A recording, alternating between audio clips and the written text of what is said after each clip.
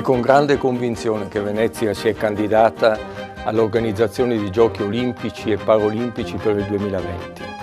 È un'occasione straordinaria per la città, ma io credo lo sia per tutto il Paese, per organizzare per la prima volta nell'era moderna dei Giochi Olimpici che, oltre e al di là dell'aspetto sportivo, del grande spettacolo sportivo, del grande evento sportivo, che è quello certamente dominante, siano anche Olimpiadi che prevedono un forte aggancio alla cultura, all'organizzazione di eventi culturali, e Venezia garantisce questo forse meglio che qualunque altra città italiana, e poi soprattutto uno sforzo per rendere queste Olimpiadi le più economiche, le più rispettose dell'ambiente. Perciò noi puntiamo a valorizzare fino in fondo le infrastrutture già esistenti, i progetti già esistenti, sia per gli impianti sportivi sia per tutto l'aspetto viabilistico e della mobilità, quindi Olimpiadi che puntano all'economia, che guardano alla green economy e sposano tutto ciò con lo sport.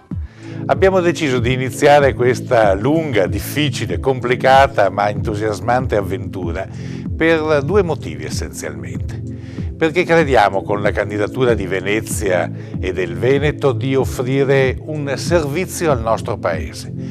In secondo luogo perché siamo convinti di offrire un servizio allo sport in generale. Confindustria Veneto, con 12.000 associati, oltre il 13% dell'export nazionale e una forza economica e produttiva riconosciuta in tutto il mondo, vede nel progetto delle Olimpiadi una grande opportunità di crescita e di sviluppo. Abbiamo bisogno di grandi progetti e Confindustria Veneto ha dimostrato nel tempo di essere in grado di realizzare e di supportare iniziative di grande valore e di grande spessore.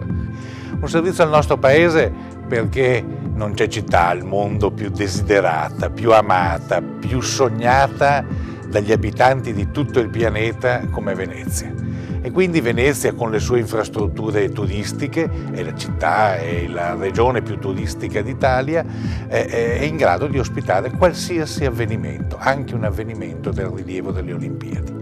Credo che questa sia una grossa opportunità per il Paese di dare forza all'immagine dell'Italia nel mondo, di farlo attraverso un sistema che ha dimostrato nel tempo grande capacità di realizzazione e di esecuzione di progetti particolarmente impegnativi.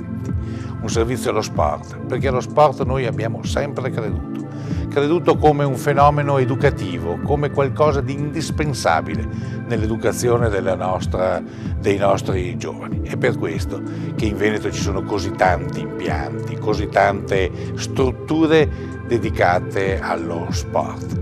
È per questo che ci mettiamo al servizio di un progetto che è destinato a rilanciare l'immagine dell'Italia nel mondo, è destinato a sostenere una crescita economica importante, è destinato quindi a creare quelle precondizioni che sono fondamentali per un paese moderno, evoluto, al passo con i migliori esempi di crescita e di sviluppo a livello mondiale.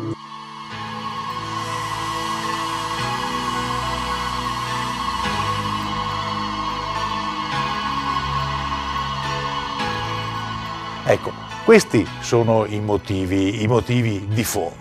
Per il resto crediamo che la tradizionale ospitalità della nostra gente sia in grado di dare quel di più che tutto il mondo si aspetta.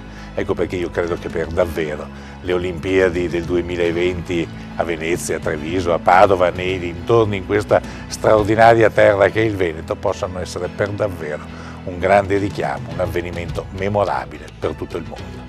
Questa è la grande sfida, una sfida che io credo questa regione, questo territorio, questa città è pronta ad accogliere e a vincere.